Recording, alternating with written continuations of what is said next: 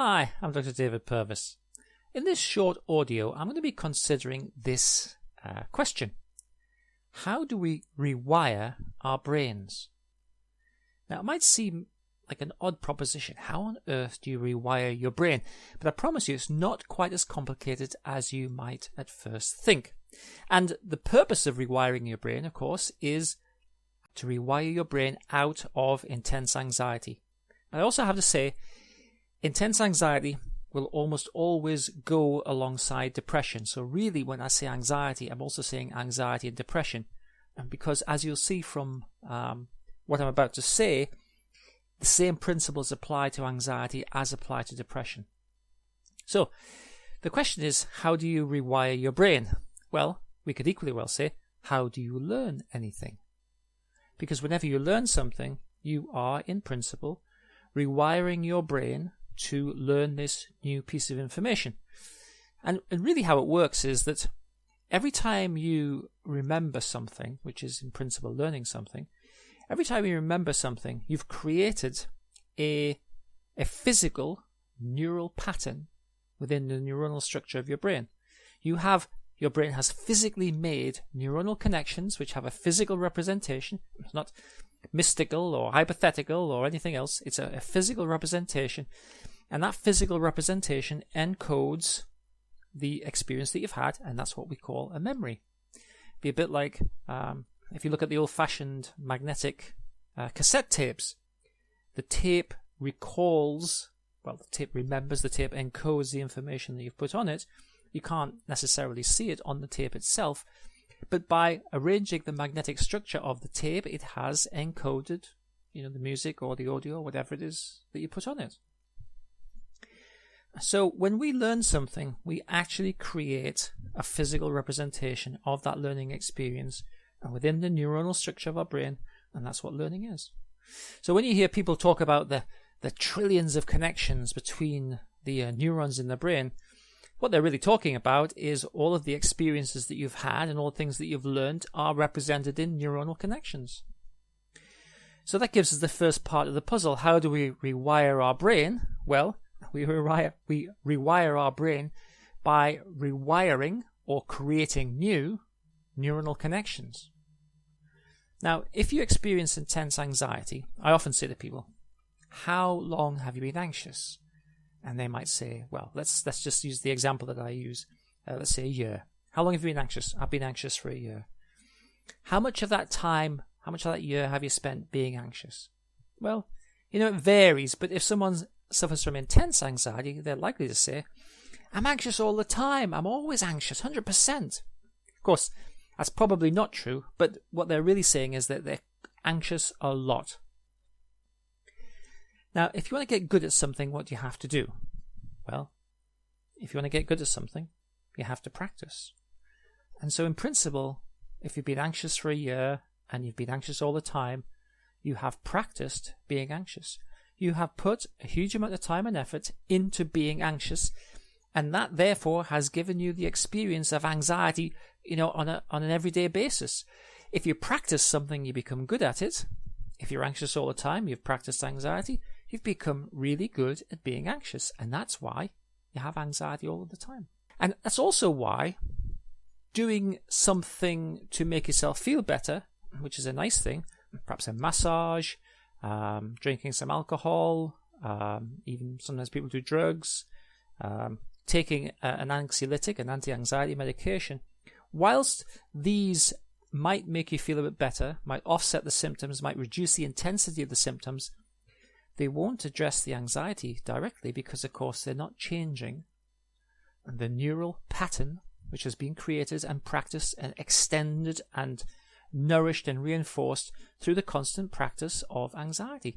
So when you do something that's not really related to the anxiety but makes you feel better, you're not challenging or changing the anxiety at all.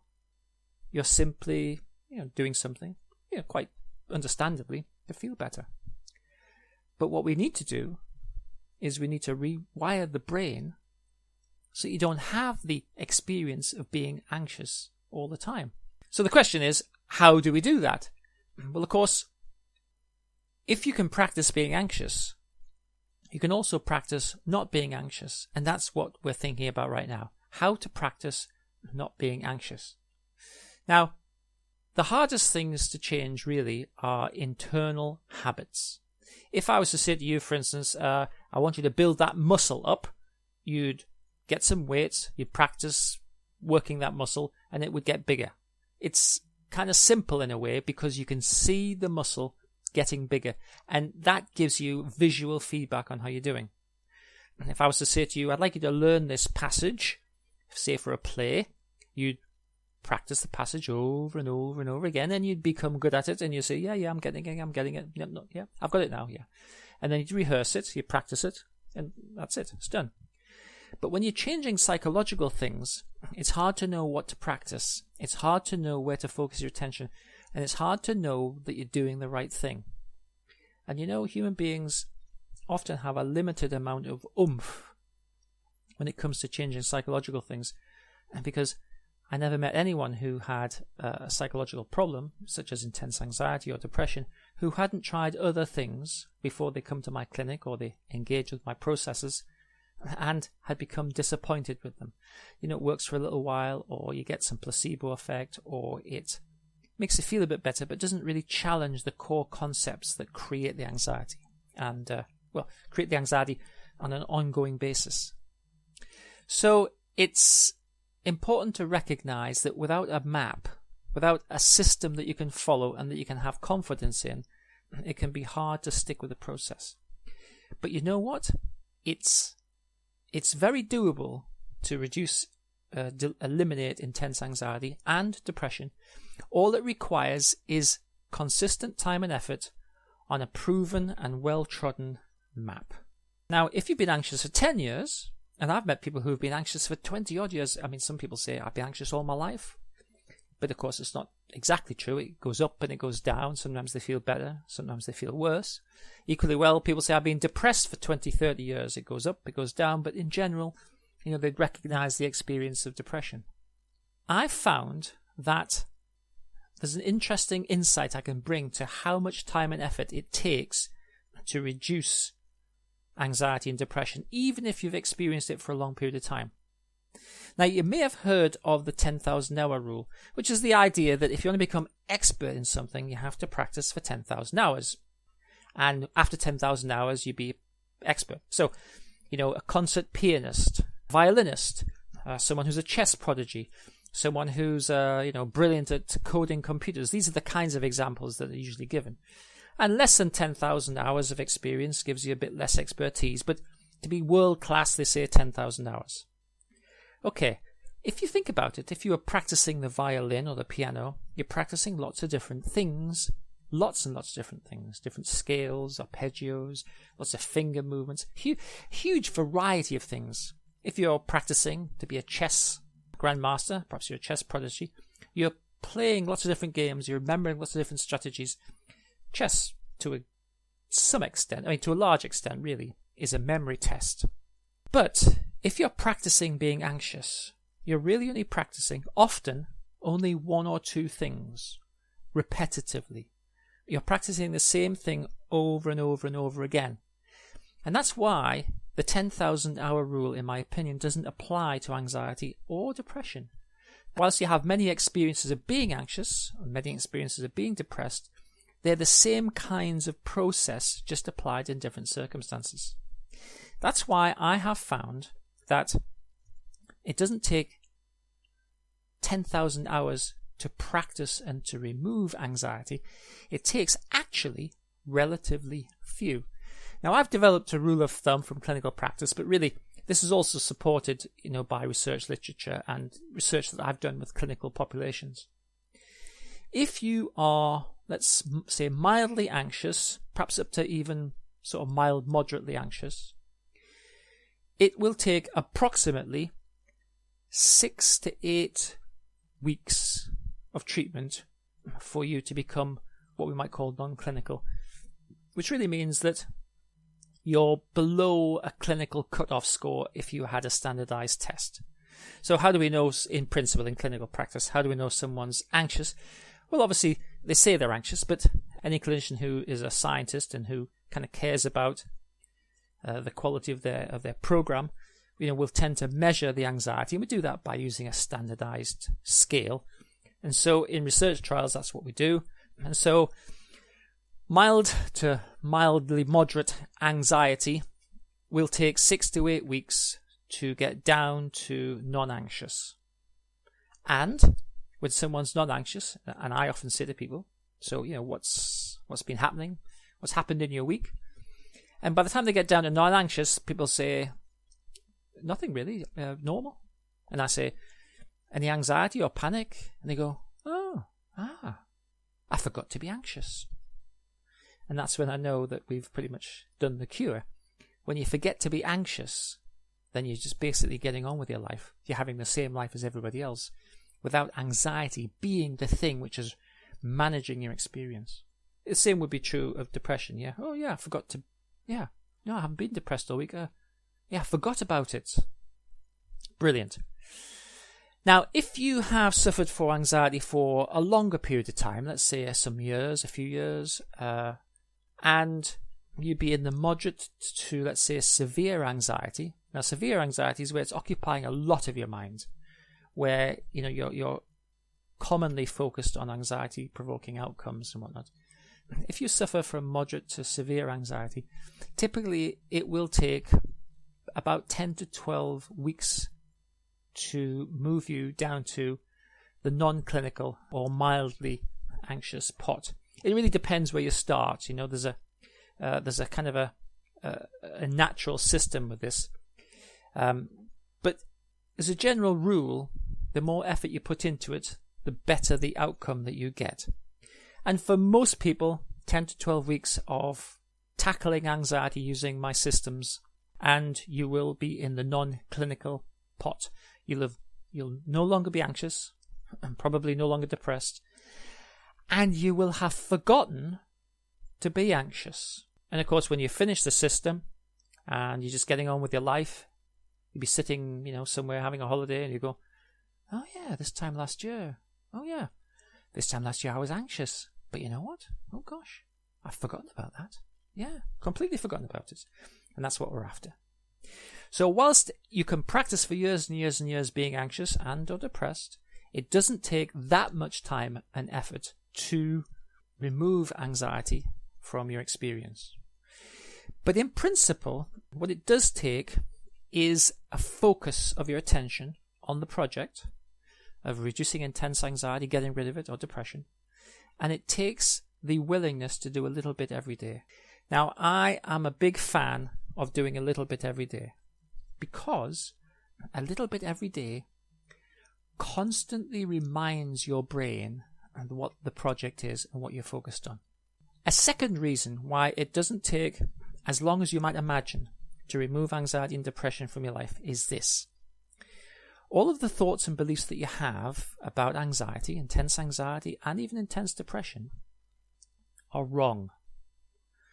Now, your brain is, in general, trying to calibrate itself to reality. It doesn't work very well if it's not calibrated to reality. So, if your brain's crossing a road, it needs to know how fast cars are coming. It needs to be able to judge things. It needs to know this is hard, this is soft, this is edible, this is not edible.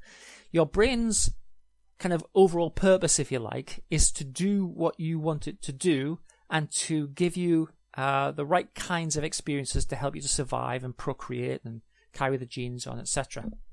But your brain is susceptible to what you tell it and what you want it to do. Now, with anxiety and depression, you're basically telling it that you are under significant threat and that something needs to happen. Something needs to be done about it. As you may be aware, I consider anxiety to be an overestimation of threat. And that's the key to it, right? It's an overestimation. So you're telling your brain that you need to be very, very frightened, and therefore your brain will look for sources of threat, which makes you hypervigilant, and it will try and say, well, is it this? Is this what's threatening? Is it this or is it that? Is that what's threatening? And it will try to find things to justify your feeling of threat. And of course, you will then push your brain down all sorts of scenarios to see what might happen, and then adjust life to manage those negative outcomes, which, by the way, never happen. So your brain is focused on giving you what you want, and you're telling your brain that you're under threat, so your brain is giving you the experience of being hypervigilant, of looking for threat and trying to manage that threat. But that is not calibrated to reality. It's not calibrated to the world as it is, because these terrible threats never come to pass. You might say, well, yeah, but what if it did? Yeah, but it doesn't. So it's quite easy and quite doable to recalibrate your brain to reality as opposed to the fantasy world in which anxiety and depression live. So everything that you think about yourself with respect to anxiety and everything that you think about yourself with respect to depression are wrong. And that makes it easier for your brain to accept the alternative, that you are safer than you feel, and as a person you are a better person, you have more value than you would give yourself credit for.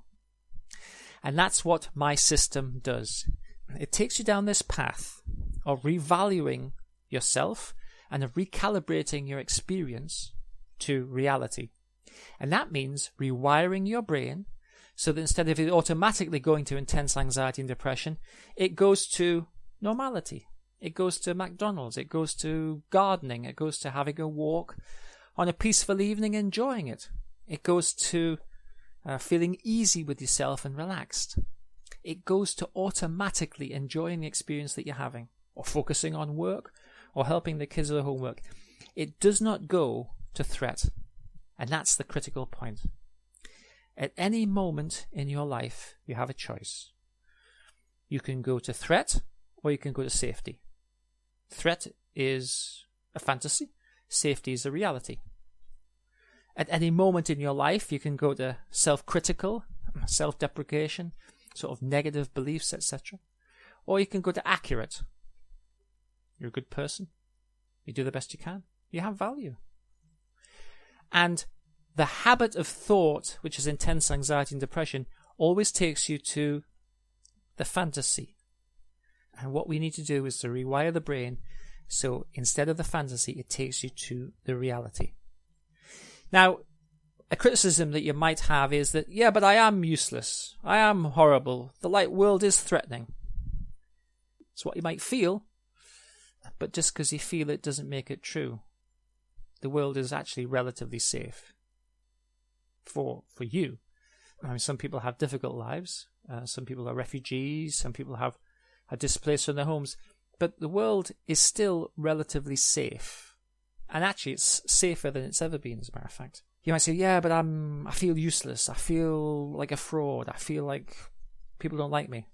Yeah, but you know what? You're probably wrong. However, if you tell yourself you're useless, if you tell yourself you're a fraud, if you tell yourself that people don't like you, well, your brain is going to look for opportunities to make that experience true, and it is going to work on that general principle. But that isn't the experience that you have to have. Bear in mind, you mustn't mix up the consequences of being anxious and depressed with the reality of the world in which you live. The solution I'm suggesting is that you work through the Panic Pit Stop program. The Panic Pit Stop program is a structured, active self-help CBT program that runs for 6 sessions, which is basically 6 weeks, as you do a module each week. Now, people often find that they go through it twice, but nevertheless, it is possible to go through the Panic Pit Stop program in 6 weeks. This will give you all of the tools that you need to rewire your brain out of anxiety. The kinds of things that we'll do through mood control are that we're going to educate you to think about your psychological problems, such as intense anxiety, depression, and stress. We're going to educate you to think of them as problems to be solved. And once you think of them as problems to be solved, you gain a perspective on them, which enables you to basically work on them as you would work on, say, building a muscle, or following a diet, or becoming fit. You know, you can crack on with doing it because you understand what you're trying to do. The core things that we really need to do to help you to change your life are we need to help you to feel in control once again. We need to help you to feel confident in yourself and confident in your body, your physiological response. We need to challenge the faulty thinking that automatically takes you to the negative and the risky. And that means that we also need to address the kinds of attention biases that creep in through practicing anxiety and depression. We need to stop you from thinking automatically negatively, and we need to encourage you to think more accurately. Almost always we need to boost your self-esteem by making you value yourself appropriately rather than undervalue yourself. And we do lots of things that challenge things like perfectionism and black and white thinking. And really we try very hard to recalibrate you to reality. I have found that if you're able to devote 10 minutes a day or less to active self-help CBT, to rewiring your brain, that is probably sufficient to enable you to defeat anxiety and depression and to start to feel great again. It's basically engaging in a program of personal change that you sustain over a period of time so that we get enough reprogramming and rewiring constantly going on, and it's something that you're working on. You get exercises to work on during the day, just simple things, noticing things, changing things, doing something different, challenging the structures of anxiety and depression. It's not hard to do, and actually it's very interesting and very engaging because you become the architect of your life as opposed to random anxiety, threatening and depressing thoughts being the architect of your life and creating this negative experience. Now think about this. Imagine some point in the future, let's say 2 or 3 months hence. Could be Christmas, could be a summer holiday, could be a family reunion, could be anything you like. Imagine what it would be like to get there and forget to be anxious. To get there and forget to be depressed. What would that be like? That's what you're playing for.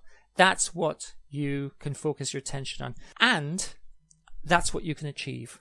Effort equals outcome. Put some effort into it. Not a huge amount, but just put enough effort in to get the program moving and to keep your brain focused, and you will be able to delete intense anxiety and depression from your life. So that's a little overview of how to rewire your brain. I hope you find it interesting.